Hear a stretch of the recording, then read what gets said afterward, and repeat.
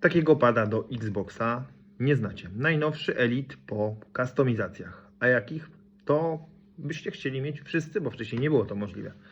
Standardowo mamy długi skok, ktoś powie, ale ja mam start-stop.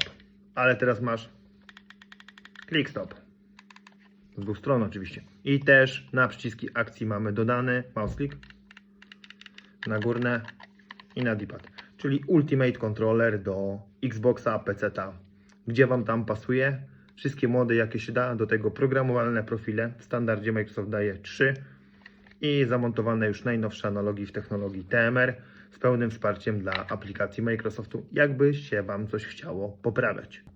Ale najważniejsze w tym wszystkim jest to, że my Wam możemy zamontować taką konfigurację, czyli wykonać taką modernizację, czyli full mouse click plus takie analogi. Ceny oczywiście dostępne na modibox.pl. Warto, niedużo, a fajna opcja. Dajcie znać, czy wiedzieliście, że są takie możliwości już w padzie Elite, czyli full mouse click na wszystkie przyciski i że nasze najnowsze analogi działają tak, jakbyście tego oczekiwali, czyli chcesz się skalibrować, to działa.